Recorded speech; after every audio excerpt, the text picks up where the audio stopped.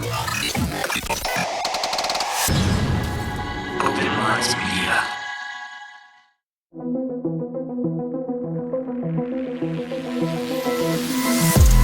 reality we live in can be a very strange place. Most of the time, fact being stranger than fiction.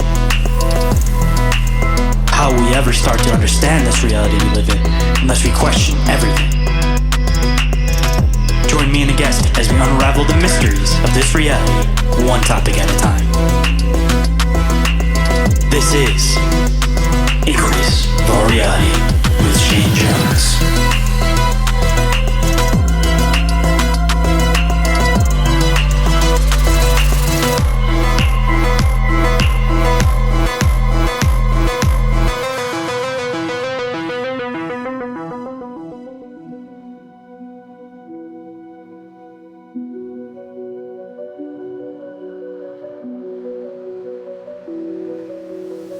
What is up, Inquirers, and welcome to the place where we question the known to discover the unknown.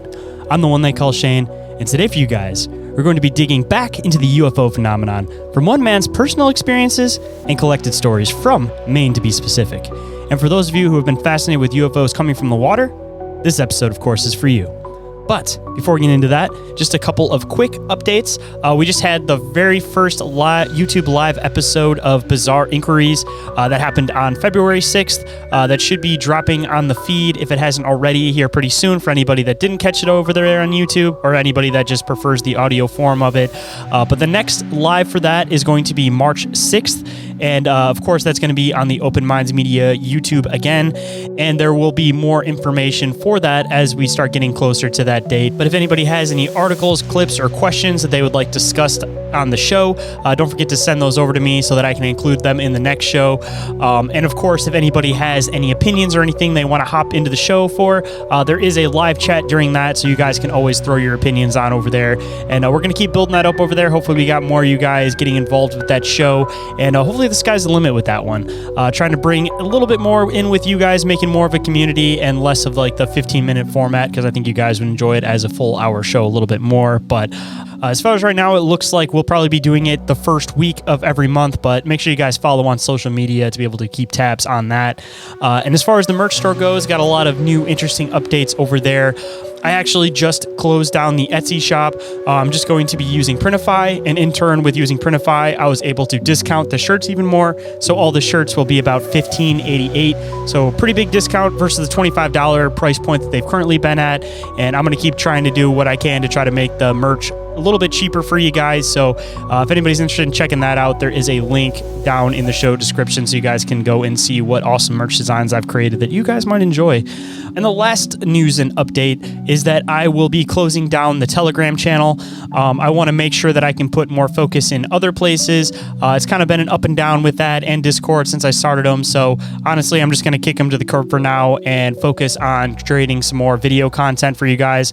I know I've been talking about that for a while, but I figure if I try to make some stuff a little bit easier and kind of put my focus in certain places, then I'll probably actually be able to achieve that for you guys. So for anybody that's been enjoying the Telegram, I apologize, but yes, that will be shut down for now, at least until maybe I got some more people that are interested in it. But yeah, just make sure you guys keep tabs on TikTok, because again, there will be some more video content going on over there, clips of the show, all that kind of fun stuff. And before we get into the show, just one last thing. If anybody is interested in being a guest on the show, or if anybody has an encounter or experience that they would like to share on the show, or possibly have me investigate, you guys can always email me at inquiriesofourrealitypodcast@outlook.com, or you guys can always call or text the hotline. That number is 313-364-1551. And that's extended to not just people that want to share experiences and stuff, but if anybody wants to call in and give a shout out on the show, shout out somebody's birthday, possibly, say how much they possibly enjoy the show, give some opinions or anything like that, that does come into my phone as an MP3. So I will be able to play that on the show. So you guys can definitely use that for that also. And every single thing that I mention and will mention throughout the show is all available on the Linktree, which is available down in the show description. And with that, let's get into the show.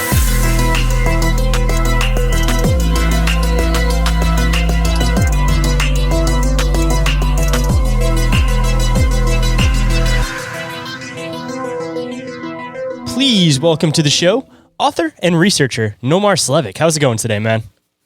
I'm doing good. How are you doing? Not too bad. After some technical issues, hopefully we can make it work, at least for the audio stuff. There may not be video of this episode, but at least we can get the audio out. That's what's important. Yeah, for sure. And thanks for, sitting through all that. I appreciate it. No worries at all, man. And I guess a good spot to start before we can get into the nitty gritty and really start getting into your research. Why don't you let everybody know a little bit about yourself and a little bit about what you do?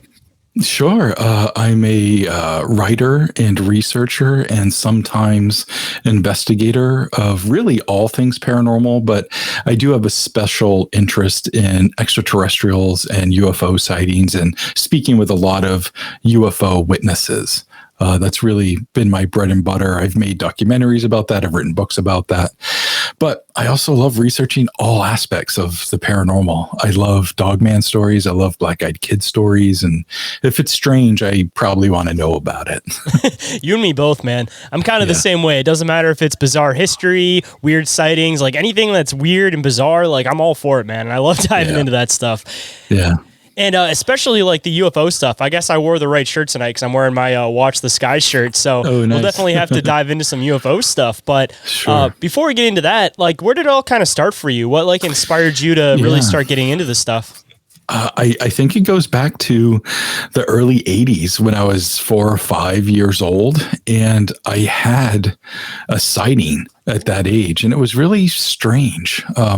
I'd fallen asleep, and a loud bang woke me up in the middle of the night. And, middle of the night to a 4 or 5 year old, I don't know if that's like 9 p.m. or 3 a.m., but I was woken up in the middle of the night, and I'm kind of just like looking around for like what could have made that noise.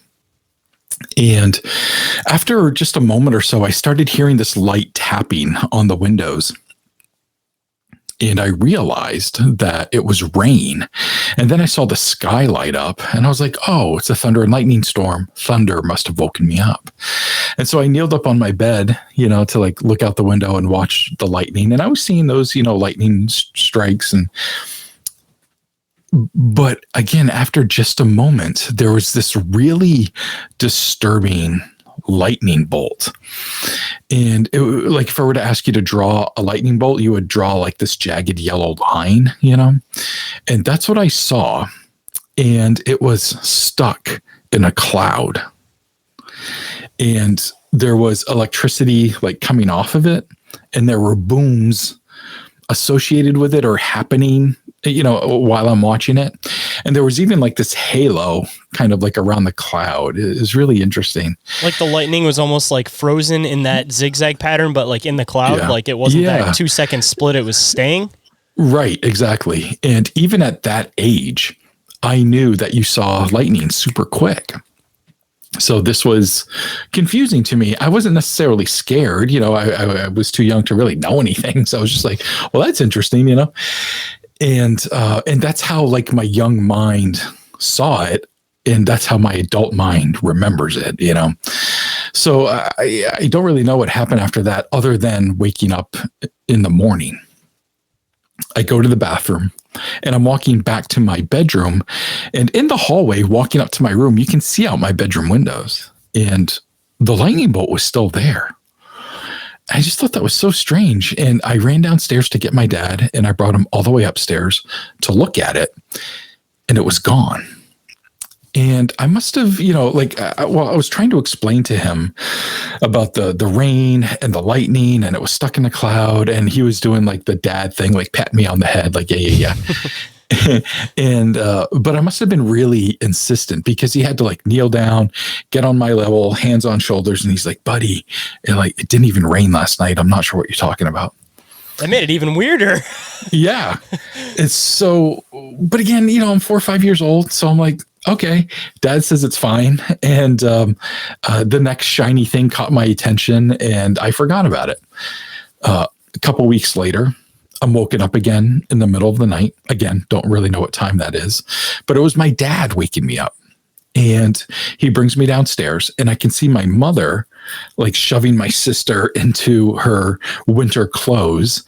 And then she does the same to me. And my dad scoops me up and we all walk outside. And this is, the middle of winter in Maine. It's freaking cold, So I have my head like buried in his chest, and he keeps telling me, he's like, buddy, you got to look up. You got to look up. So finally I, take my head out of his chest and I look up, and I'm seeing these wild colors, blues and greens. And it was the Northern Lights. And it's the only time I've ever seen them. We in 2024, there were so many opportunities to see them, and it was always cloudy here, so I couldn't see them. We had the issue with light pollution. We were like so close because I'm in Michigan, and it's like everybody sees them in northern Michigan, but you're supposedly able to see them from the Metro Detroit area where I live, and it was like all the light pollution, man. Still couldn't see it, even though you could theoretically see it. Right. So, after those two incidents happening like so close to each other, I think it created like a core memory, and, weird stuff happens up there. So pay attention. And that's what I've been doing really ever since. And, because of that, I've seen a lot of UFOs in my lifetime. I think I'm up to like 15 or 16 now. But again, when I say UFO, I mean truly what the acronym stands for, unidentified flying object. I don't know if they're extraterrestrial. Some give me pause, but others, it could be something else, But I think that was the catalyst. Now, with the fascination or the core memory, but I do have an experience from high school that I think really kind of set me on my path for what I wanted to do going forward. I'd love to dive into that one too, but just out of curiosity before we get into that one, at least from like your research, have you come across anybody reporting anything close to like what you saw as a kid? There was one report that was somewhat similar, but there was enough differences that it didn't like give me pause. Like, oh, I need to like try to talk to this person. But a buddy of mine who knows my story sent me this other story that I found online, and there was some stuff with lightning or whatever and UFO. So it wasn't exactly what I saw. But anyways, yeah, it's not very common, I don't think. And over the years, my opinion on what that encounter really was has kind of had ebbs and flows. But I think right now, what I'm feeling like is that it might have been a screen memory. I was thinking the exact same thing. Yeah. Because it was really, I don't have any explanation from seeing something super cool. Like just seeing the rain and the sky lighting up made me get up. To kneel and kneel up and look at the storm, like to watch it. So if I'm seeing this crazy thing with a thing stuck in the clouds, like, why am I just going to sleep? I don't really have much memory after like seeing it. That didn't seem to last very long. And then I woke up in the morning. I don't feel as though I've ever been abducted despite all of the UFOs I've seen.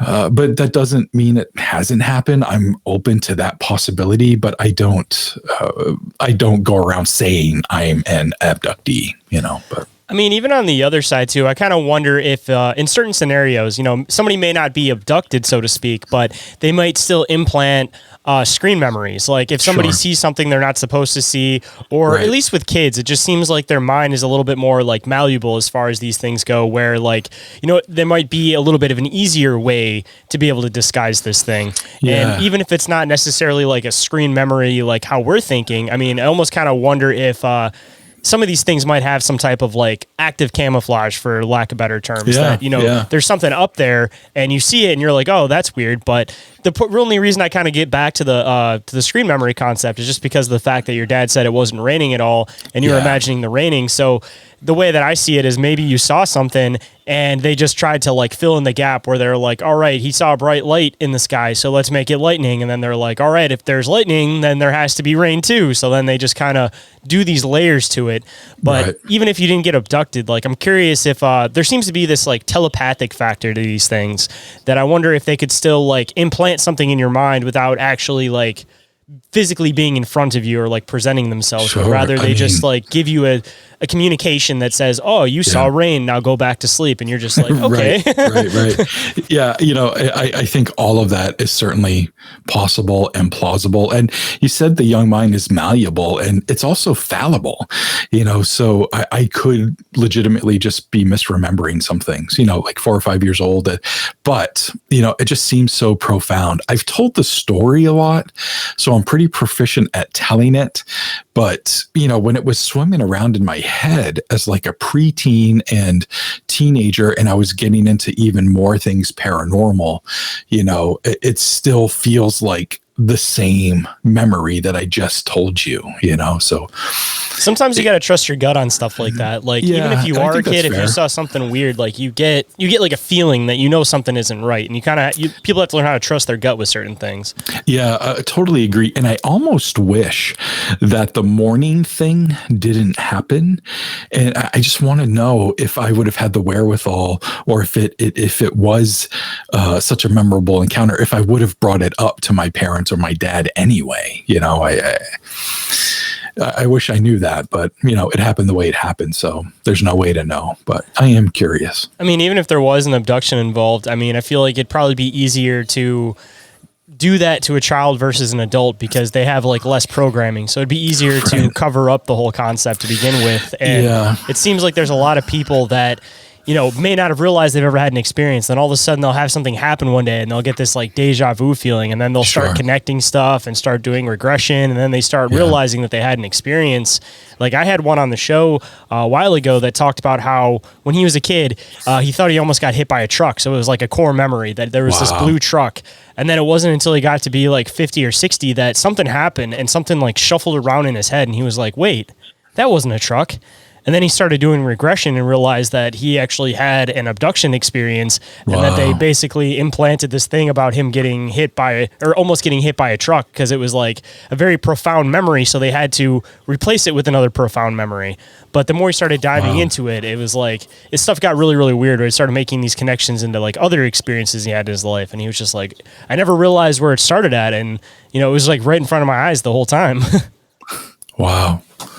Incredible. Yeah. Yeah, I definitely think that's possible. Wow. Yeah. Hold on tight, everyone. Inquiries of Our Reality will be right back after this brief commercial break. But if you don't mind taking a second to follow Inquiries of Our Reality on Instagram and Facebook, and Open Minds Media on YouTube and TikTok, I'd greatly appreciate it. And feel free to spark up a conversation. I love getting to know you guys. And now back to the show. But then also diving into the experience you had when you were a teenager. I don't know if it plays into like UFO experiences or not, but I definitely would love to hear about it. Yeah, it does play into UFO stuff, and it kind of set me on my path to being a writer and a researcher. I've been writing my whole life. Like, even as a kid, I was writing songs and stories, and I've always been a fan of horror. My mother introduced it to me like way too young, and seems to be a thing with a lot of us. yeah. So I remember in free writing classes or whatever, or assignments, writing little horror stories. And I wrote one that was, had this crazy killer in it, but it was clearly like an amalgamation of Jason and Michael Myers and stuff. And, so it's that type of stuff has been in my head for quite some time. But so I'm like 16 or 17 now. And in high school, after school, a lot of us like to go into town, and we would hang out there for a few hours, basically until it got dark. And my mom always wanted me home early enough to like eat and do my homework, So I'm like 16 or 17, and it's just me and a buddy. It's a random like Tuesday, Wednesday night. And we're driving around town. We used to do what we call laps. There's like 4 major streets in the small town I grew up in. And we would just kind of like drive around them. We would see friends get out, talk, or sit in the middle of the road and talk from our cars. We had CB radios, so cruising. We were talking to each other. Yeah. The old definition of cruising. yeah. Smoking cigarettes and, all that good stuff. So road beers, but we're not going to actually take any, that wasn't actually happening, but maybe some road beers. So it's like 6, 7 o'clock, and it's just me and a buddy. And we're driving down. I live in a small coastal town in Maine, so the ocean is just all around me. And I had pulled onto this particular street in this town, and it ran parallel to the ocean. And it's a 25-mile-an-hour road, and I'm going slow, and something bright out on the water catches my attention. But even though the road runs parallel to the ocean, which is to my left as I'm driving, there's a lot of buildings, houses, and businesses. And so I'm only seeing this bright thing like in between the buildings, But there are some longer breaks we can get a better look. But I'm like, what the hell is that? And then my buddy looks and he's like, oh, weird. Maybe it's got to be a lobster boat or something. So we keep looking, and if we finally get to an area where you can like see a full view of the ocean, and again, this is all happening in a matter of seconds, and finally see it for what it is, and there's like this half sphere on the surface of the water, and it's got a row of lights going all the way around it, all the way up to the top. And I'm not a boating expert, but I have lived around the ocean my whole life. And there aren't boats that have lights in a row, like Christmas tree lights, if you will, going all the way down to the surface. You'll have lights around the hull and then maybe on top of the cabin and stuff. But to go all the way to the surface of the water is certainly strange, not to mention the shape. And this thing was basically pacing the car, or I was pacing it, however you want to look at it. So it was going very slow. We hadn't rolled down the window. We hadn't stopped. We're just seeing this thing. And I'm at that point in my head, I've already determined that it's some sort of UFO or something otherworldly is happening. And my buddy is like, it's got to be a cruise ship maybe, or a lobster boat. And, I would say it was as big as a lobster boat, but smaller than a cruise ship. And the reason I bring up cruise ship is the town that I grew up in is very famous for having tons of cruise ships come in, and it like balloons the town, to like 3 times its population, for like 4 days when a cruise ship is there. It's a nightmare. But money for the locals, though, I guess. Well, sort of, because they eat all their meals because they're included in the boat. So like they're not going to the restaurants. It's yeah. So they actually just banned it for like this coming season, which is like the first time that's ever happened. It's crazy. But anyway, you guys have to eat out in the restaurants if you're in the bay. Yeah, exactly.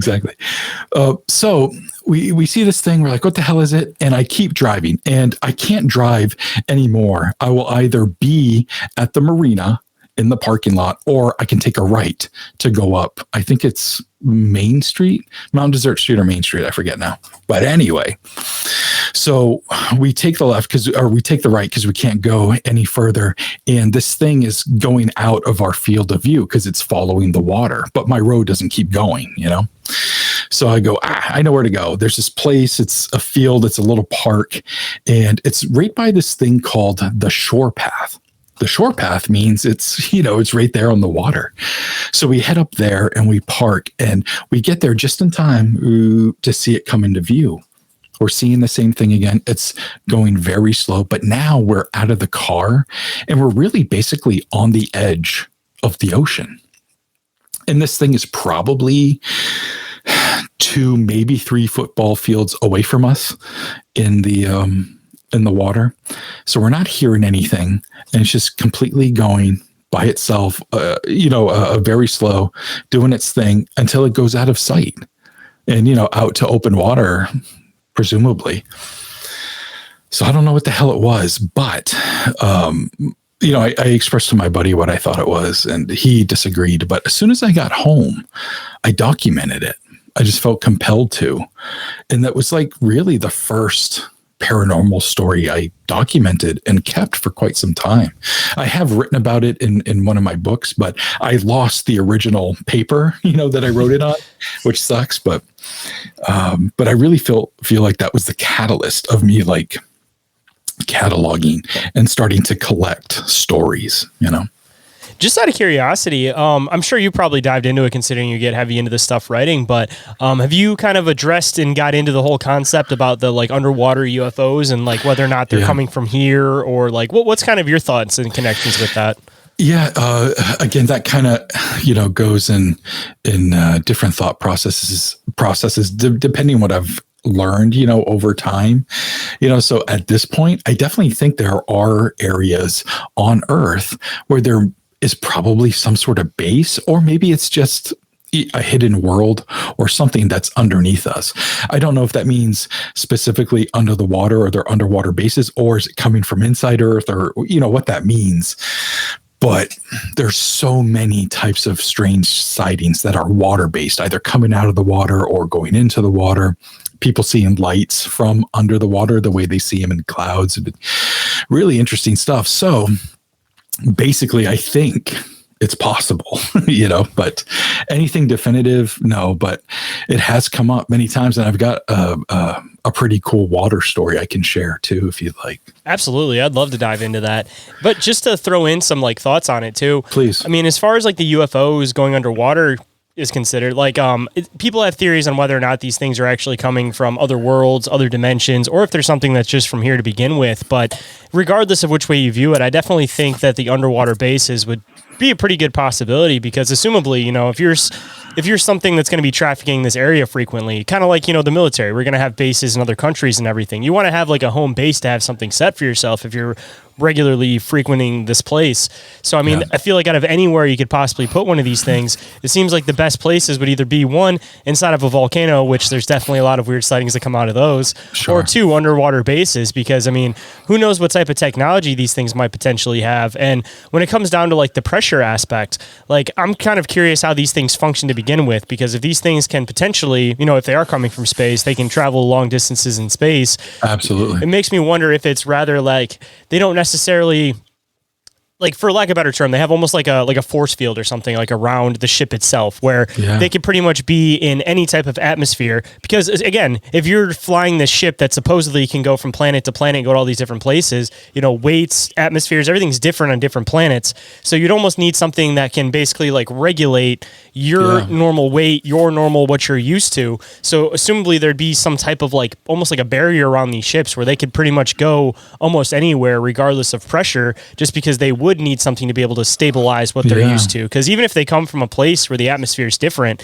if our atmosphere is a lot heavier or a lot lighter, they'll still need their normalization. You know what I mean? Because otherwise, if they're years off their planet and then they end up going back and the atmosphere is way heavier, they're not going to be able to handle that. They need some type of stable area. But it just seems very extremely valid to me that would be the place, because that would be the place that you wouldn't get seen. And even in turn, it's when people get down there, they don't have that full view most of the time. If you get far enough down in the ocean, it's you're looking through these little tiny holes, if anything, too. So, I mean, it makes you wonder how many times you could pass something and not see anything. Or I've even thrown this a few times, the whole underwater ocean stories where they talk about these underwater oceans that are basically they're so buoyant that when you try to bring something down into them, it bounces off the surface of them. If you could potentially find a way to enter that, or even if those were something that they created in the first place, that would be an ideal spot.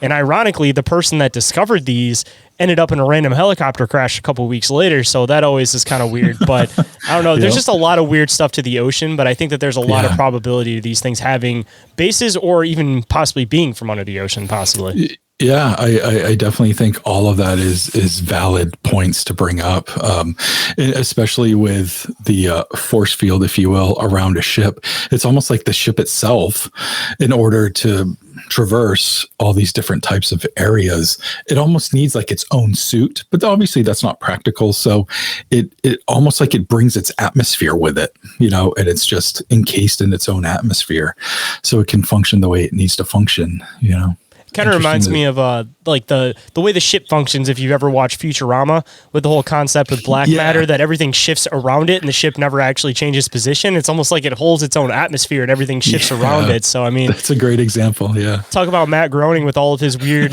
trickling information out. I mean, I wouldn't be surprised if that would be one of those things. That's a really good point, man. That's why they can fly with zero gravity, is because they're shifting everything around it. Right, exactly. That's good stuff, man. But diving into this other water story, I definitely would love to hear about it. Yeah, there's actually a couple, but one that I'm actually connected to. So I'm in high school and I'm really into like collecting these paranormal stories. So, I would randomly ask people, ask buddies, classmates, but sometimes they'd come to me. It's always good when you become that guy. Yeah. And so he came to me one day and he's like, I got to tell you something crazy, man. So there's areas where I live that's affluent. Unfortunately, that's not me.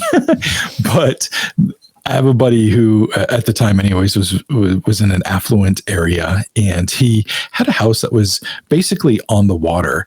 And he told me about eating breakfast on his balcony one morning. And he's not really paying attention. He's got the radio going or something, and he's eating. And he then hears like this splash or like this water movement that was very odd. He's used to sounds of the harbor because he lives right there. So this really like stuck out to him. So he kind of looks up from what he's doing and he sees a column of water going up. And he's like, what the hell? And he looks, and at the top of this column, which is probably 100 feet, is this large silver sphere. And there's water pouring off of it. He's like, what the hell? So finally, like most of the water, there's still dripping happening, at this point, but then it takes off. And I thought that was wild because it's a sphere and he saw it during the day, but is this the same sphere that maybe I saw like the year before, but pretty wild for it to, because clearly it shot out of the water to have all this water pouring off of it, I thought it was fascinating. He thought it was really cool too, but he's like, yeah, man, I saw this. And it was all said and done in a matter of 10 seconds, but that's one of those like undeniable experiences though. Cause it's not like, it may have been some type of like weird weather anomaly or something like that. Like if you literally see the ship and it takes off, it's like a whole other thing. And if you're seeing the water dripping from it, it's like, you clearly knew where it came from. Yeah. Yeah. And, when you're a teenager in high school, at least my experience anyways, was to hide myself. I had the outward mask that everybody saw, but, very introverted. And I didn't want people to know how big of a dork I was. And I, didn't want embarrassing things to happen. And, so I would, how we are as teenagers. And this kid was a jokester and liked to have fun. But when he was telling me the story, first of all, he made sure that it was just me and him. And second, I don't know if I'd ever seen him act or look so serious, before that. Really strange. And I think it kind of changed him because after that, he seemed a little bit more sullen. There could have been a lot of other factors going on, like his parents could be getting divorced. He actually ended up moving the next year. So maybe he already knew that was like inevitable and that started to weigh on him. I don't know, but he seemed different after it, I mean, it may be a matter of like kind of knowing your place in the universe because, a lot of people kind of have this mentality that like, this is it. We're everything. Like, this is the world. But as soon as you see something like that, you realize that the universe is a lot bigger than you ever expect it to be. And everybody theorizes about it, but it's like, once you see something like that, you can't really deny it anymore. Yeah, but to know, and that must have been just so profound for him, pretty crazy. Have you had any other ones in that area where people have seen UFOs other than you and your one friend coming out of the water? So it seems to be a thing that happens a lot in this area then. I can't say it's often, but there are several stories. There's even one story. This was like 30 miles away. So, it's still essentially the same general area. And people saw a UFO and it was already out of the water. But again, there was dripping water coming from it. And there was also kelp hanging off of it. I was like, wow. It was clearly, had been in the water at some point, Just out of curiosity, have you dug into the area specifically to see if there's any like really, really deep like caverns or anything like that in that area? Yes and no. Like, I haven't done extensive research, but being from the area and growing up here, we know that there's really deep areas, and every area that has water access, they're all inlets. You know, if we're like, if you live on the ocean or whatever, they're inlets, but not very far away is just open water, and it gets deep very quickly. And the deep water, is pretty close to the shore. Like, cruise ships have no problem docking fairly close to the different harbors in this area because of the depths that are so close to the shore. Hold on tight, guys. We have to take a break and pay some bills. But if you guys don't like hearing the ads, then I have a solution for you. You guys can get ad-free and early access to this show and Bizarre Encounters with Shayn and Orin on the Open Minds Media Patreon for just $1 a month. And it's a great way to support this show and all the hard work behind it. And if you're interested in merch store discounts, live access to episodes, or premium video versions of episodes, then there are a few other tiers with additional benefits with 7-day free trials available. And we are back, so let's hop right in. And is there any like big abduction cases or any abductions that kind of get reported in your area? Absolutely. There's been a ton of different abduction cases, and that's almost exclusively what I write about. You know, you can only write so much about somebody seeing a light in the sky or, you know, something silver during the day. You know, so I almost deal exclusively with abductions, or at least creature entity scenarios, you know. But there is a famous case that happened in 75 or 76, the Allagash abduction, and it was 4 guys, and it sounds and kind of plays out very similar to the Travis Walton case and all his buddies. You know, and it was a similar time frame just across the country, though, you know. But it had been 4 college friends, and 2 of them are actually twin brothers, which is interesting in and of itself. Brings in a whole other thing with like the UFO aspect of it, because it seems like they have an interest in genetics. So it seems like there's a lot of stuff that happens with twins, or twins being involved in some way, shape, or form. Absolutely.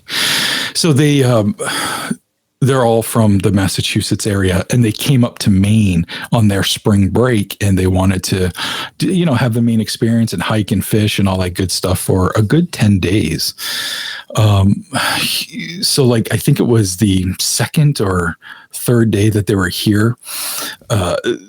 They had been at a campground, and there were lots of other people and families there, but it had been about dusk, and people are barbecuing and kids are in the water and stuff. And a bright light comes into the sky and just reveals itself to everyone, almost looking like a second moon. And it's there, people see it, and it goes away. No one said that it shot off or anything. It just was there, and then it wasn't. And it was, you know, talked about, and it was a little bit exciting for a little bit, but then it was over, you know.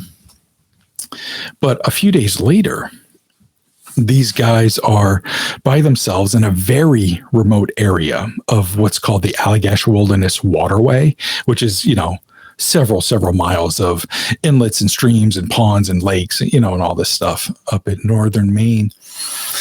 And they were relying, they didn't bring a lot with them, so they were relying on catching a lot of their food. And they had run really low on fish. So they went out fishing. They didn't have any luck, despite like being out there for a long time during the day. So now it's nightfall. They're starving. They're eating like the last of their snacks. And they said, let's try some night fishing. Maybe we'll have more luck. Maybe it's too many people here during the day. So they built this big bonfire on shore because it's basically pitch black, you know, if they don't have a fire going. So they built like this big bonfire so they could be out for a while, let it burn down, but they'll still be able to find their way back because the fire's so big. So they do this and they leave. And while they're out, that really bright ball of light shows itself again. So they're all seeing it. They're all by themselves. And it shoots a beam of light down into the water. And it's almost like a searchlight. And it's going around looking for something. Maybe them, you know, they're like, what the hell is going on? And it does kind of lock in on them. The next thing they know, they're all back on shore. at their campsite. 3 of them are standing right on the edge of the beach. And one of them is sitting in the canoe still, but it's pulled up onto land. And they're all looking back at this light. And the searchlight is still on. And then it kind of, goes back up into the light. And then the light takes off and they see it shoot off. And it gets to be like this dot of light and then disappears. They turn around and the bonfire is only embers, which indicates to them that they've been gone for quite some time. They're all really tired and lethargic. So they sit, all 4 of them sit at the picnic table and they don't have any food. And they're like, what the hell just happened? And they don't really know. So they kind of like all just like fall asleep right there. Which almost makes it weirder all on its own too. It does. It really does. So the next day they get up and, they remembered the light and how it was such a weird experience, but now it's daylight and everything's kind of different and they still don't have food and they still have 6 days left of their vacation. But they find that they're just like going through the motions. They're not having fun like they were. There wasn't this sense of whimsy at being in northern Maine, with a bunch of your college buddies. And they were just kind of sullen and again, lethargic and just going through the motions. And then they went home. It wasn't until the mid 80s when one of the gentlemen, they're all out of college now, and 2 of them live in the same town, 2 of them don't, and one of them started having some sort of weird health issues, and it was being coincided with like these weird dreams he was having. And in these dreams, it really played out like an abduction scenario, like he's on this table of some sort and he's being examined and there are these strange creatures around him and he would wake up in a cold sweat and he almost feels like this caused like some sort of epileptic seizure, and he had seizures sometimes, and this scared him. And his wife was also witnessing what he was going through, and she ended up having a few health problems of her own. And so he was talking to his doctor about it and explaining to him that I think this has something to do with what happened to me about 10 years ago. And he's like, well, what's that? He tells him the story. And the doctor goes, there's somebody you got to talk to. And he gives the person a name of this UFO researcher. Turns out it's Raymond Fowler, who's a legendary UFO researcher. Bizarre that he got the contact from a doctor in the first place. Because usually most people's experiences with doctors is like, I don't know what you're talking about, man. Like maybe you need to go see somebody about your mental health also.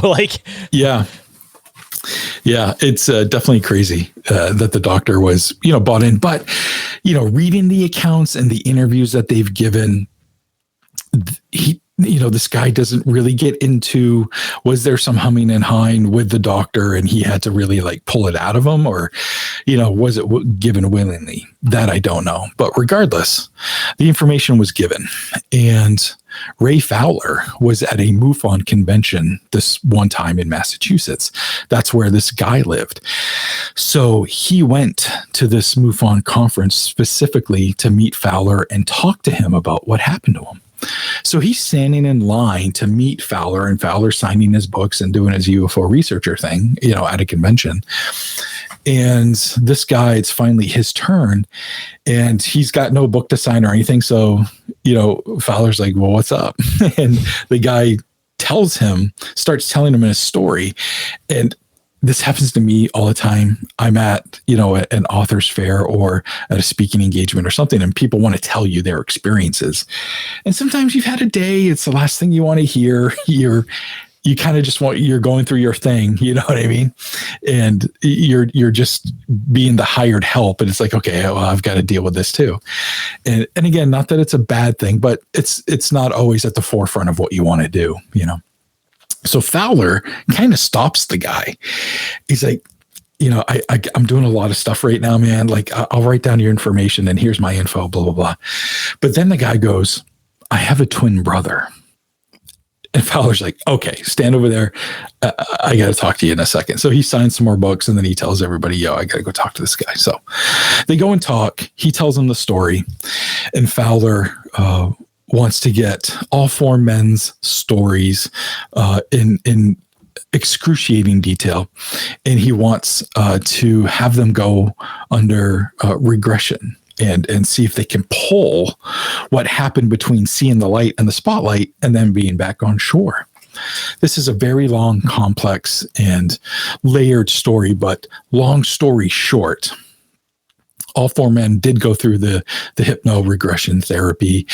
And what played out was this UFO, the spotlight, it does reach their boat, and they feel like they're traveling, like their atoms are like traveling through this light beam up into this ship. And they're all undressed by these strange looking creatures. And they say that they can tell that they're wearing suits, and they're like skin tight and they're bluish. And they have a hard time like making out the face. They didn't just have the one hypnotherapy session. They had multiple ones over multiple months, sometimes lasting a year and a half or so. I think these screen memories are in layers too, where like the intention is that, you break past one layer, there's still like 5 other safe layers behind it. And just to make a quick comment too, before you get back into the experience too, something I was thinking about when you talked about how these people fell asleep directly after, you fell asleep directly after your experience. Thinking about like the human psyche, they say that you remember things like when you learn them right before you go to sleep. So I wonder if that's part of screen memory, is that in order for it to like stick, you have to sleep after. And then it double layers where you kind of are in that state where you don't know if you dreamt it at this point. Like, I wonder if that's part of it. You have to sleep after in order for the screen memory to like implant itself. Yeah. Wow. That's an amazing perspective and a really good point. Yeah. That's I could easily be bought into that. So, they're being undressed by these beings, and each one of them, one at a time, goes through this poking and prodding process, which includes semen. And one of the guys, they all talk about their experience with that, but one of the guys, there was a contraption put on him, and he could tell there was telepathic communication, but there was also like things that were just implied or things that he just knew, which is strange, which is different than telepathy, or it's a different form of it or something, when he just has a knowing of what's needs to happen. And he could tell that they wanted him to get an erection, and so they could get a sample by using this contraption. And he felt very violated. And during the hypnosis session, which are all completely transcribed in Fowler's book, he got angry and was calling them like, you sons of bitches and you bastards. And, I can't believe you're doing this to me. This isn't fair. This is a violation, blah, blah, blah. So really, I mean, obviously that's awful, but utterly fascinating for an experiencer to be able to recall that much detail, And especially get angry too, because a lot of the time it seems like you kind of get knocked into this just like euphoric state where you don't really have the ability to react, yell. I mean, some people you have the ability that they try to like maneuver away, but for the most part, people are just kind of stuck stationary. Yeah. And that was talked about or touched on here and there. And those attempts kept happening. So they might come out of it a little bit. They do a thing again and they're kind of back in it, and they're still having the angry emotion, but they're obeying, Kind of reminds me of Cisco Grove a little bit. If you dived into that one with the gas where it knocks them out, but it seems like if you have something about you, maybe it's like a mental will or something like that, you're able to like pull yourself back from it. It's almost like when somebody's like in a moment of like something happening and maybe they have been drinking a little bit beforehand, but as soon as that moment happens, it's like you have this weird ability to like mentally just quick sober yourself up like you weren't drinking at all. Like it's weird how you can flip that switch when you need to. Yeah, and that the catalyst for that switch seems to be like it has to be kind of intense for it to happen, like an intense emotional type of thing. But maybe it's like adrenaline or something like that, where it starts like counterbalancing it, because adrenaline seems to like sober you up regardless of what's happening. True. So I wonder if that plays a factor, that even these things that they're using, which clearly are some form of like a alien pharmaceutical, there's probably a point where you can break out of it if you get enough adrenaline in your system. Yeah. Yeah. And the human body is always trying to heal itself, and that's going through a very agitated state at that point. And even I'm sure just a little bit of adrenaline is enough of a factor to at least keep your wits. You might not be able to disobey, but you're experiencing it. For, I guess, lack of a better way to say it, but yeah. So they all go through these things, and the examinations happen. They're talking to them telepathically. We're doing this to understand you better. All the stuff that you hear quite a bit about abduction scenarios. And when they were done, they were allowed to dress. They dressed themselves. And then they were like ushered to this little area. And again, they felt like their bodies coming apart. So odd. And I think we've probably seen that image like in some Marvel movies at this point, being kind of like your molecules being taken apart. Or like Star Trek. I mean, that's probably like a prime example right there. That's actually a really good example. And there's a lot of conspiracies with Star Trek too. So, I mean, again, maybe something that's placed on purpose. Right. Very interesting. So they, like this guy, who was describing his process of leaving the ship, remembered like feeling and seeing his ear like separate from his body, but like it didn't hurt, but it felt strange. It was really fuzzy feeling, and the air was electrified, and now they're all back in the boat. And they said on either side of them was one of these creatures, and they were walking in the water, holding the boat and giving the boat motion. Like they weren't paddling or anything. They were like walking alongside of it to give the canoe motion so they could get back to their shoreline. And they reached the shoreline. The aliens just aren't there anymore. They didn't see what happened to them. And one guy, for some reason, didn't get out of the canoe because he was just enamored looking at enamored with the UFO and looking at it. And that's basically the whole story in a nutshell. It's obviously much more layered and complex. And I actually write about it in my latest book, UFOs Over Maine 10th Anniversary Edition. And it has a lot of the transcript in it. But Ray Fowler wrote an entire book, not just a chapter, but an entire book about their experience. And it's utterly fascinating. Raymond Fowler, The Allagash Abductions. You can find it on Amazon and a lot of other places, but that's a really famous story. It was covered on Unsolved Mysteries. They went on the Joan Rivers show when she had a show at the time, telling their story. But now all this time goes by. It's like the early aughts. And one of the guys comes forward and says, none of this happened. It was just a hoax, and we thought we would do it to make money. And three of the other guys were like, what? No, do not listen to this guy. And apparently over the years, when a couple of them, or even all four of them, would be invited to various conventions and events around the United States, this one particular guy who claimed it was all a hoax started acting very erratic at these conventions. Oftentimes, he was asked to leave these conventions due to his behavior.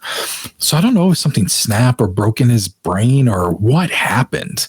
But to this day, he still denies it, that it was a hoax, but the three others stand by their story. Very odd ending to it all. I mean, either one, maybe something started to kind of backlash with him with like, trying to find work or something like that. Yeah. People knew him as that guy, so he tried to bring it back. Or on the other side, I mean, I'm kind of curious if, maybe they come back and if screen memories start being broken. It seems like this is something that happens a lot with a lot of UFO cases that multiple people see it, is that one person will all of a sudden come forward and say it was all a hoax.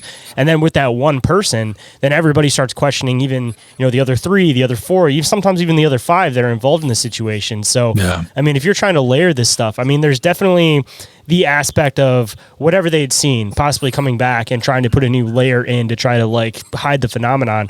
Or on the other side, I mean, I feel like the U.S. government, for example, probably has a lot of knowledge when it comes to like mental manipulation. I mean, you dive into like MK Ultra, like they know how to like program brains essentially. So, Yeah. you know, the whole Men in Black concept that, you know, maybe it's not the extraterrestrials trying to cover it up, but rather that, you know, there was a lot of really good, solid evidence with this case. So maybe there was some type of government involvement where either one, they were doing some type of mental manipulation, or two, they simply just pressured the guy and came in and said, all right, well, we don't want this information going out. You know, maybe we can make some stuff go away for you. Or on the other side, you know, maybe we can make some stuff happen in your favor, you know, if you come out and start denying this, because we don't want people diving into this too much.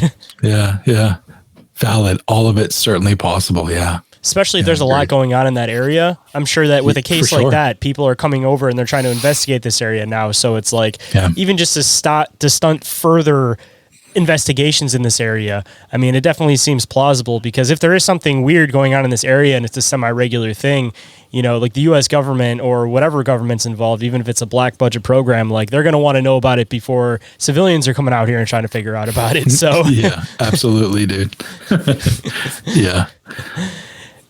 Don't go anywhere, guys. We'll be right back. But just a quick reminder, if you'd like to rock some gear for one of your favorite podcasts, creatures, or topics, hop on over to the Open Minds Media store on Etsy and Printify for a wide range of designs with new drops regularly. Welcome back to the show. Now let's dive right in. And then kind of dive in some more into your books a little bit, because I know you said you were kind of limited on time tonight because you got to wake up early and stuff in the morning. Yeah. So I guess if you want to, we got about 10 minutes or so left. If you have any other interesting stories you might want to cover from your area, and I'd love to have you come back on for a round two, because I'm sure that we could dive into a lot more stuff. But at least for this time, we can keep it kind of Maine based. So if you got any other interesting stories from Maine, I mean, I'd love to hear them. Yeah. So, you know, I'm always searching for strange stories and different things that's going on or has happened in the state. And I'm currently working on a new book, and it's called Humanoid Encounters, but it's all stories based in Maine. And I saw this, I can't remember if it was like a little blurb or like a headline, but somebody had just like off the cuff mentioned or talked about the frog people of Maine. You know, and I'm a huge Loveland Frogman fan, you know, like who isn't? And little frogs with with wands, why not? Like, that's fascinating. Yeah. And being seen in like 20-year periods, like yeah. Very fascinating. So it's like I need more. I need to know what this is about. So I dug and I dug and I dug, and it took me quite a while. But there's a book called Maine in Verse and Story. And it's a collection of stories and poems by a gentleman. I believe his name is George Cleveland, but I'm not sure the first name, but definitely the last name Cleveland. Is this a more recent book or an older book, just out of curiosity? An older book. Very old book? Yeah, it's, you know, early 1900s book. Oh, that's where all the gold is, man. Absolutely. Yeah, this book is kind of like a treasure trove. I was actually able to download the whole document, which was really great. But anytime I go, you know, to a flea market or an antique store or something, I'm always looking for it, you know, because I'd love to have a hard copy of it. Dude, when I go to like Salvation Army or I go to flea markets or anything, anytime I find those like 70s like UFO abduction encounter books, dude, I've always grab them. They're always like 50 cents, and they have like the craziest stories, because back then it's like people seemed like one, they didn't want to tell the story. So two, you get these crazy stories, but people wouldn't want their names attached to it. And you can take that one of two ways. But for the most part, I take it as like people were trying to get information out and trying to say what they need to say and put it somewhere without having any tie back to them. So you always find like the most interesting ones back in those old books. Yeah, completely agree. I love them, collect them, and a lot of good stories in them. But this one wasn't like a paranormal book. It was just like stories from Maine. And in this one story, there was this gentleman, and he was about 25 years old, and he lived in a homestead with his family, but his family also, like, including his mother and siblings and stuff, and his own family, you know, all living together on this farm. And his father had passed away. And so he was kind of like the breadwinner. He was the one that was like in charge of the homestead at that point. And he started going fishing to this particular lake. And it was a lake that not only his father, but the townspeople tended to stay away from. It was a little ways away, it was a bit of a trek, and it was kind of like a hidden area. And his father always told him to stay away, but he also heard that it had the best fishing because no one ever went up there. So he started going up there after his father passed away. And the first time he went, sure enough, the fishing was amazing. And he caught a bunch of fish and brought them home. And everybody was like, oh my God, this is amazing. But nobody wanted to go up there. He told them where he was going, but nobody ever wanted to join him because of the legends up there.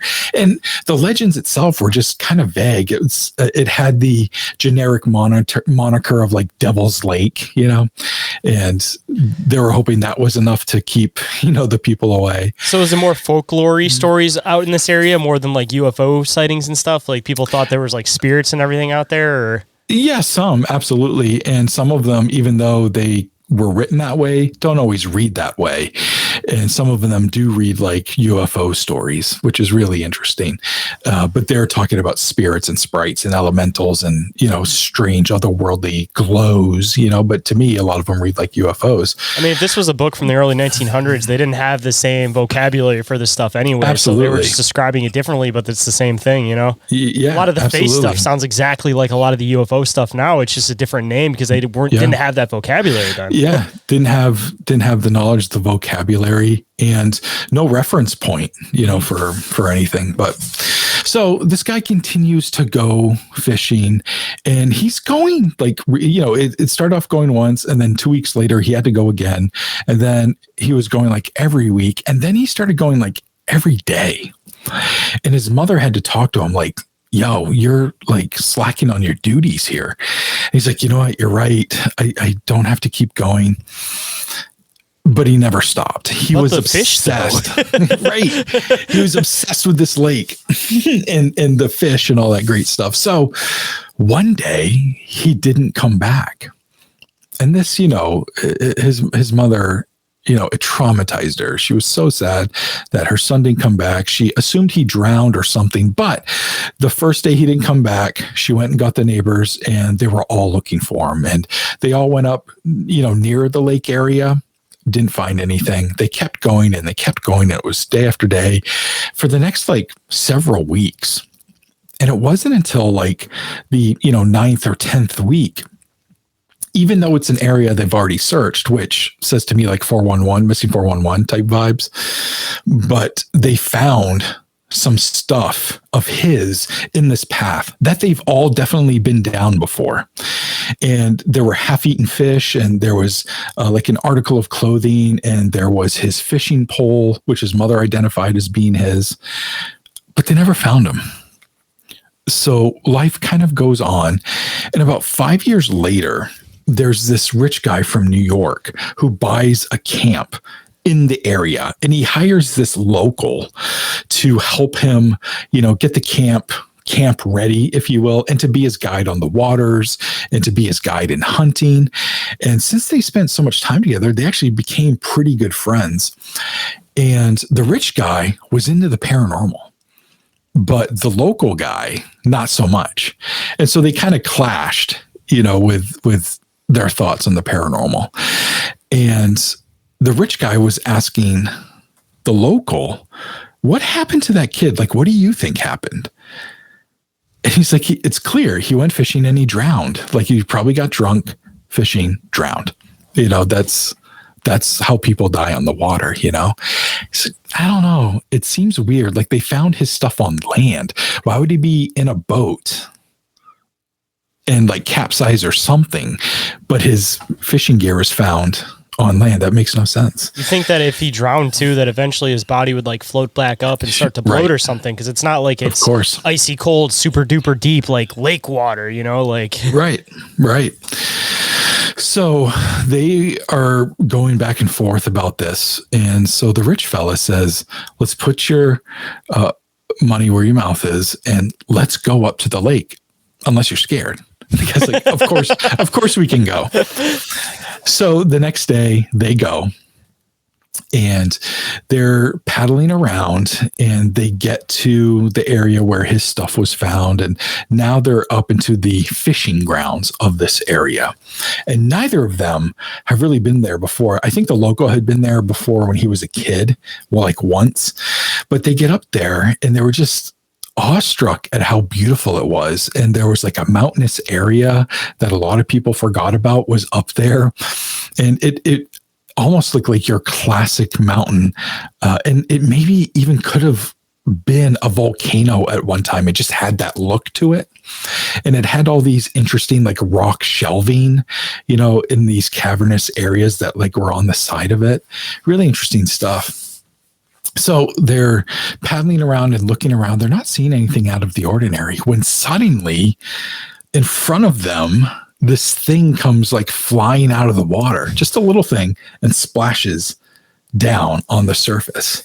And, you know, it's like 10, 15 feet ahead of them. They're like, what the hell's that? So they paddle up to it and they grab it, and it's a bottle. And there's something inside of it. So they unscrew the bottle and there's a piece of paper.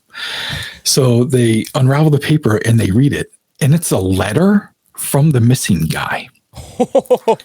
And the letter talks about what happened to him. So he says, you know, he was going fishing quite often. And when it got towards the end of when he didn't return, he said that he started seeing people standing on these cliff ledges around this mountainous area. And he's like, why are there men standing up there? And why do they look so friggin' weird? But he was too far away to see them. And so he's like, they're there, I'm here.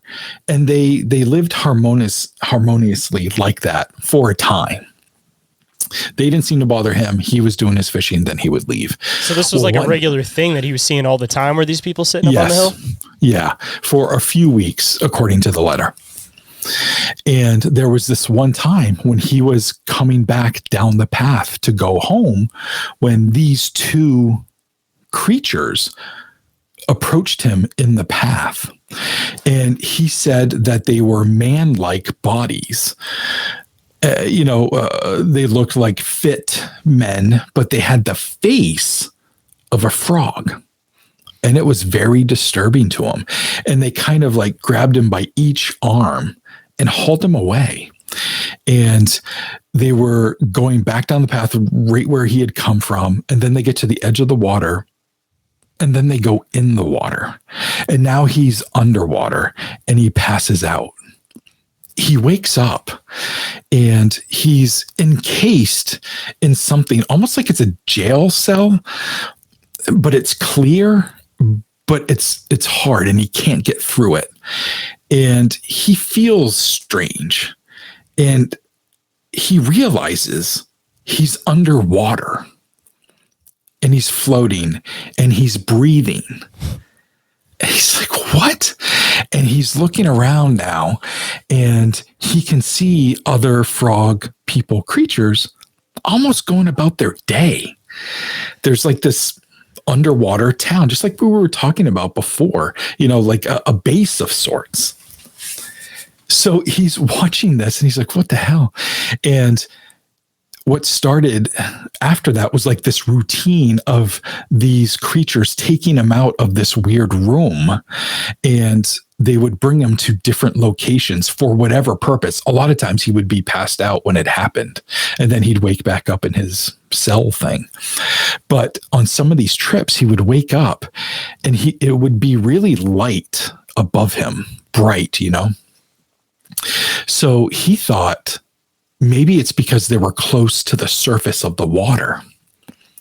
So he finds in his pocket, because he's still wearing his clothes, the bottle he had was like a jar of pickles that he had with him. And so he unscrewed it and he dumped the pickles out. Again, this is all happening underwater in his little cell. And he goes into his other, pocket, and he's got a little pencil. And he peels the label off the bottle and he turns it around, and it turns out he can write on it underwater. He's like, I don't know how this is happening. And he writes this letter that the guys are reading right now. And when he was done writing it and sharing his story, he rolled it up and put it in the can or in the jar. And one time when they were escorting him somewhere to wherever they were going, it got light and he let it go. And presumably that's when it happened when they saw that jar pop up. And they read this thing, and unfortunately, his mother had passed away during that time frame. The 5 years that he was missing. But they did bring the letter back into town and reported it to people, and people stayed away from that lake because of the frog people now, the frog people of Maine. Fascinating story. I've never heard that one before. That is like, again, it almost sounds like a Star Trek episode. Like it's so strange. Yeah. Yeah. But I was delighted to be able to find it and, get the full original text, not just like some summary that somebody else wrote. And, and now to have access to the full book, which has some other interesting stories. Nothing as fascinating as that, but yeah, great story. I absolutely love it. And I can't wait for people to read, my rendition of it in the new book. Yeah. Hold that thought. We'll be right back after this brief commercial break. And we are back to the show. So let's hop right in. Just out of curiosity, too, before we start wrapping stuff up, have there been any other sightings of like frog-like people in that area? And also, is that still an area where like people just don't go to? Like, do you still kind of put some validity behind it? Or like, what's your thoughts on it? For the first question, no, nobody's reporting that now. But again, I'm not a local up there, so maybe it's possible. Also, what I do know is that it's considered fertile fishing ground to this day, but people aren't staying away from it. It's very rare that you find a lake like that in Maine that someone's not going to figure out that it's there and then be there during the summer, so it does get visitors now. But for quite a while, it was left alone. See, that kind of brings some other thoughts behind it too, because it's like, if there was theoretically these things living there, which I don't put this type of stuff out of possibility because it seems like it's so bizarre that it's just like almost seems like how could somebody like make it up if it's like that weird, So strange, yeah. So I mean, like if it started becoming a spot where people regularly started fishing, assumably if there was only one person showing up here and there, they got to take care of the problem. They got to put them in this almost like a human zoo just to make it so that more people don't come back. But after a certain point, if you just have people constantly coming and coming and coming, then assumably either one, this race of whatever these things are is going to leave the area and find a new place to be where they can be in private. Or on the other side, if you got a bunch of like fishing boats coming through, you got a bunch of like gas powered things coming through. With amphibians, like they absorb stuff through their skin. Like that's how they drink water. Like you'll never catch a frog just drinking water. Like they absorb it through their skin. So if there's more toxins in the water, as far as, even possibly even some of the stuff that's coming from like lures and stuff with certain types of plastic, if it's an amphibian, it's definitely possible too that if these things were around, they could have died off because of contaminants in the water also. Yeah, died off or left the area. Yeah, I think it's certainly possible. Now, there's other amphibian type creature stories throughout Maine, but as far as I know, that's the one from that area. Wow, man. You got so much different stories that I want to dive into that we'll definitely have to set up a round 2 for this. And even a round 3, as much as you want to come back on the show, man, like you got a way that you're just a good storyteller, man. Like I want to hear all these stories you end up coming across. And we only got to dive into the UFO stuff, and you dive into a bunch of other stuff. So yeah, that's awesome. But kind of starting to wrap stuff up, man. I always like to end the show with words of wisdom. So if there was any words of wisdom you might be able to bestow on the listeners today, what might it be, man? I think it's pretty simple. It's one sentence, and it's look up because you never know. Yeah. Watch the skies. Yeah, exactly. And that just to bring up another comment too, like we were talking about light pollution a little bit earlier in the show. Like one thing that I wondered is like back in the day, it seemed like there was a lot more sightings, and people are wondering if like, maybe it's because of like, there was like an influx at this time. But I definitely fall into the category of thinking that with light pollution, there's probably a lot more stuff happening above everybody all the time, but you just can't see it because everything's so drowned out. Because like there's thousands of stars, man, but there's so many cities that on average you could almost probably count the stars that you can see in the sky. Like just imagine what could be up there that you're not seeing if there's that many stars that you're not seeing. Yeah, I completely agree. And also not not to mention, at least in the last 20 years, everybody's like looking down now, so that's not helping either.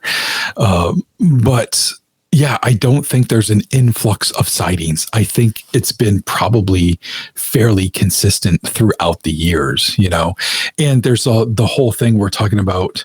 We touched on earlier about people being apprehensive and talking about their encounters. So a lot of these older encounters are getting reported now. So it kind of seems like on paper, there's a bit of an influx of sightings, but it's stuff that happened in the 50s, 60s, and 70s, and people finally feel comfortable enough to talk about them. Also, with MUFON and New Fork, like I love New Fork, MUFON, I'm not a big fan of, but they're run by old men, and they're not the cutting edge of the paranormal. They don't have their finger on the pulse of the paranormal, and they're definitely not speaking to millennials and Zoomers in any way. And they're bringing all of their sightings to social media. So I definitely have changed my game in the last 10 or 15 years in my research, where a lot of it does come from social media, and I can talk to these people like one-on-one, like they're much more accessible, with them sharing their stories. So just a few things I wanted to point out. I mean, it seems like it's become, I don't want to say necessarily like normalized, but it seems like with all the different, it's probably honestly thanks to the internet, but just thanks to the fact that we have these like niche community opportunities, like back in the 70s, you maybe had one guy that was a friend that was into UFOs, but other than that, it's like, how are you going to be able to connect to a community of people that want to hear about these stories and experiences and aren't going to look at you like you're crazy? Now with the internet age, I mean, you go on Reddit, you go on Facebook, you go on anything, and you can find groups with thousands of people that will sit back and, listen to every single detail you tell of your story and start telling about how it connects to yours. So I just think that there's also just a bigger community as far as support with people having these experiences, where back in the day, nobody wanted to tell their experience because there's maybe one person that would listen to them and everybody else would call them crazy, to the point where like they wouldn't hire him at this specific place or whatever. Where now it's like you can still exist in your everyday world, but you can also still be completely open about your experiences, but in the right community of people. So it seems like there's an influx now just because there's these comfort zones where people are actually able to do it now. Yeah, completely agree. And would you mind if I leave you guys with one more story? Absolutely. Would that be all right? So this, I wanted to end on like a strange thing that happened to me. This was a whole bunch of years ago. I think we're coming up on 20 years because it was like 04, 05, or 06. I have the year written down. But I was living in the southern part of the state, which is much more populated than where I am now. And I woke up in the middle of the night, but being an adult, I knew it was after 3 a.m. And I woke up because I had to go to the bathroom. And to get to the bathroom, you leave my bedroom, you walk into the living room, and then you walk into the kitchen from the living room, and then into the kitchen, you go to the bathroom. So I'm half asleep and I'm in the living room and I'm just about to step into the kitchen. And now in the kitchen, there are these 2 huge windows, and it's just a natural line of sight. When you step into the kitchen, you look out that window. So what I saw like stopped me dead in my tracks. My foot was like up, ready to step down, because you actually had to step down into the kitchen. And I was ready to step down into the kitchen, and I look out the window and I'm on the 2nd floor, and there's a small roof, an awning right there. And perched at the edge of the roof, I see the black silhouette of a man crouched down on that awning, and he's facing away from me. And there's railroad tracks right next to the apartment building. And I'm like, what is this? And I'm half asleep. I'm really shocked by what I'm seeing. So my balance isn't the greatest. And I place my foot down on the kitchen floor. And when I do this creature, whatever it is, its head tilts like it's putting its ear towards me, like it heard me step down into the kitchen. And I was barefoot. I wasn't wearing boots. So there was a noise, but it wasn't like a bang or anything. But it goes like that. like it's trying to hear me. When it does that and confirms that there's somebody there, it stands up. And again, I'm not seeing any features other than it's like a 5.5, 6 foot tall man, very fit, standing now on the edge of the awning. And a second later, wings come out of its back. And they don't like unfurl gracefully or anything. They snap out. And it's almost like a pitcher throwing a fastball and a catcher catching it. And it's that thwack sound, you know? The wings come out. And then it just does like this free fall, you know, like just a straight fall. And then it swoops and goes off to the right down the railroad tracks. This all happens in like 10 seconds. And I'm like, what? You know, like that's crazy. Am I dreaming? Am I dreaming right now? Or did this happen? I've lost the urge to go to the bathroom. I just go back to my bedroom and I basically like stay awake and doze on and off for the rest of the night because I keep thinking about it. So I'm pretty sure I was awake. The next day, I look out at the awning and the windows are right there. So I actually open it and stick my head out and there's no evidence that anything had been there. But like, oh, maybe there's, you know, something downstairs. So I go downstairs and there's like a dirt area, but I don't see any strange footprints. The railroad tracks are like right there. And I'm like, maybe if I go to the tracks, I can look down and see if there's anything there. But there's a gate. So I can't like go on the tracks, but I can like look through the gate. I don't see anything. So I'm like, what was that? I don't know. So like a few nights later, it's not that late. It's like 10 or 11 p.m. And I was a smoker at the time. And sometimes I got a little lazy. And so I would open the kitchen window and lean out and smoke. So I'm doing that this night and I'm thinking about the weird winged humanoid. And I start hearing something walking down the tracks. Like I can hear the gravel and I can hear it stepping on the wooden planks, you know, that are on railroad tracks. But dude, it sounded like some sort of robot. The steps were really heavy. So this thing sounded heavy, but it sounded like if somebody was wearing like filing cabinets, you know, and walking around, like it's just very loud and metal kind of sounding. At the same time, I was hearing like weird computer sounds, like, you know, like, I was like, what? So I'm listening for this and it's getting closer and it's getting closer. I'm like, it's going to come into my field of view at any moment. Boom, boom. And then it all stops. And when all of it stops, I finally become aware of like night sounds. And so the crickets come back. I can hear cars on the main road going by. I didn't notice it at first that was all absent. It was after the weird thing stopped that I noticed, oh, was that stuff silent before? Or was I not paying attention? You know, like I didn't know. It was hyper-focused on the thing you were hearing. I guess. So that was it. You know, there's nothing further with that. I did go down and check again the next day. I wasn't about to go down there that night. And again, I didn't see anything, but those were two of the strangest things that I've encountered or witnessed before. And, you know, they were just a few days apart and wildly different. You know, like a flying humanoid and then a weird robot sounding thing, you know? And I thought for sure I was going to see like this weird alien or something. You know, like the Sandown Clown, and it had like a microphone and speaker. I'm like, was it some sort of amalgamation of the Sandown Clown and a robot, or, you know, what was I going to see? And to have it stop just before I could see it, I feel like it too maybe noticed me. I was like, oh, we got to stop. Dude's going to see us. I don't know. Just out of curiosity, is there any like military base or anything near this area? Yeah, there is. It's the one near this area is not active at the time, and it's still not active. They had closed up shop not that long after that or before that time, maybe just a couple years.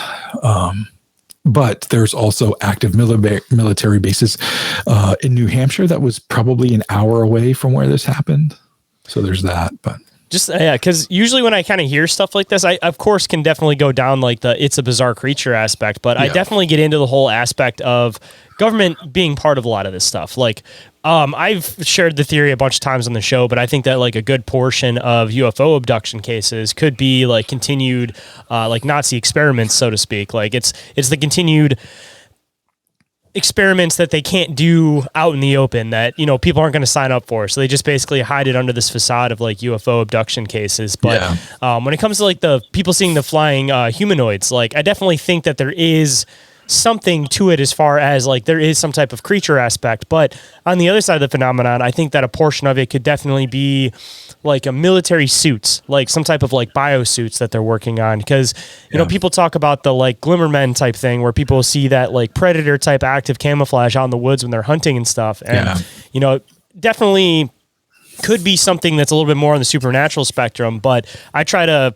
evaluate things from like a logical perspective first to get into that other point. And it seems like with a lot of this stuff, I get back to this idea about like biosuits because it seems like that's going to be like the next step. Like you may not be able to completely alter genetics for like a super soldier, but like what's the next best thing to doing that? You create a suit that is basically able to do these things that humans aren't able to do. So, I mean, if there was a military base in the area or if there was one that recently closed down, I mean, I feel like if they're doing these types of operations, they're going to be doing them in bases that most people aren't aware of, or again, they have them under the facade of the base is closed and it looks closed, but you get to the underground part of the facility and it's still functioning. So they got to try all this stuff out here and there. I mean, you know, maybe the guy had on like a biosuit and he heard you and he was like, oh crap, I need to get out of here before this guy sees me. No. But, you know, I definitely think that there could be a big portion of it that is definitely bizarre, but like a human aspect to it too. Yeah. And you know, the wings snapping out the way they did certainly reads more mechanical than organic. You know what I mean? Like there isn't really a creature that does that, you know, like did they flutter when you saw them, or was it more like they were stationary and it was a glide? Because if it glides, that's even more of maybe like a biosuit. Yeah, exactly. It was a gliding motion. I didn't see any flapping or anything, you know, so that definitely lends it to that perspective potentially. I mean, I'd be looking out that window every time you smoke because, I mean, at this point, it's like you never know what you might end up coming across. But maybe you'll get lucky just that one particular night and you might catch a glimpse of something and then you'll be like, all right, so I did see that the first time. Like, there's my proof right there that I saw it twice. Yeah. And, you know, I kind of wish I still lived there, but not really because it wasn't like a great place. But I would just love access to it, you know, anytime I wanted to like check out those types of things, you know, and, you know, at the strange hours, the odd hours of the night too. You just got to figure out who owns those railroad tracks and then come at them like, hey, I'm a writer. I like to do some research and stuff. Like, can I get permission to go out on these tracks? And you just got to set up a little camp trip and just, you know, hang out for the night and see if you see anything weird. Absolutely, man. That would be cool. Stay tuned, guys. This is our last break. But if you guys enjoyed the show and think I deserve it, please leave a review or rating for the show on iTunes or Spotify. Your continued support is what makes this show possible, and your opinions go a long way to help the show grow and improve. So thank you. Now back with that deep conversation you crave. And speaking of your research and in your books and everything, if anybody wanted to come and check out the book that you were talking about earlier about Maine and everything, or any of your other books, if you kind of want to list a couple of your books that people might be interested in checking out, where can people come and find your books, and where might people be able to find you on social media if they possibly have some stories they might want to share with you from Maine? Yeah, absolutely. So social media, that's the easy one. I'm basically Nomar Slevik everywhere. It's a really unique name, so nobody else has it. So if you just type in Nomar Slevik in Google or on social media, you'll probably find my account. I've been spending more time on Blue Sky lately than the meta stuff, but I'm also on Instagram. So feel free to follow me, or at the very least send me a message, say hi, something like that. And if you have a story, I'd love to hear it. And again, you can type my name into Google and all of my work will come up as well. You can also go to allmylinks.com/Slevik, and that'll take you to all of my works too. I have a podcast myself. It's called I Want to Believe, and it's a sharing stories type of podcast. So it's a storytelling thing, and they're wildly overproduced, and it takes me way too much time to do it. So they're a lot of them are done kind of like radio theater, where there's a musical bed and I tell a story for a half hour, 20 minutes to like 45 minutes, however long it takes to tell a story. And but I put them out like once a month. So people can check that out as well. But allmylinks.com/Slevik, or just put my name into Google, Nomar Slevik, Slevik. You spell it how it sounds, and you'll find all my stuff. And I'll make sure I include those links down in the show description so everybody can find it quick and easy. And I appreciate you making the time to come on the show today, man. It was a really fascinating conversation. You're a really good storyteller. And we'll definitely have to set up a round 2, because I know that there's a lot more stuff I want to dive into with you. And I'm sure that we could probably go on this stuff for a while, considering that you're pretty extensive as far as your research goes. So thanks, man. Yeah, I'd love to. Anytime, I'm down to come back. If you guys enjoyed today's conversation and want to show some love, smash that follow icon and share this episode with a friend. Or you guys can even leave a review or rating for the show on iTunes or Spotify to help fight this algorithm battle. Anything you guys do is greatly, greatly appreciated. And if you guys don't mind leaving those 5-star reviews on iTunes, then I will read them on the show and, of course, give you guys a big shout out. And if anyone would like to get in touch with me for any reason whatsoever, you guys can email me at inquiriesofallrealitypodcast@outlook.com. Or you can guys get a hold of me through social media. Instagram and Facebook are the ones I'm the most active on. Or you guys can also get a hold of me through the submission form, which is available on the link tree. Or you guys can even call or text the hotline. That number is 313-364-1551. But if you missed that number, it is available down in the show notes. And if you guys have some free time, don't forget to check out the awesome friends in the community: IKNOWSQUATCH, Snarly Owl Natural Products, Cryptoteeology, and Big Ape Threads. And our other friends with affiliate links: Dimension Devices, Oregon-ite, and Sticker Mule, with additional discounts and credits available. More information on those is, of course, available down in the show notes. And every single thing that I mentioned throughout the show is all available on the link tree, which is available, again, down in that show description. And with that, hope you guys enjoyed the conversation. Hope today's show has connected some dots in your own reality, and I'll catch you guys on the next one. Have a good night, everybody. Reality isn't what it seems. I'm Dr. D's taking a watercraft with a tractor beam. Is life a simulation or an astral dream? Aliens travel through black holes in different galaxies.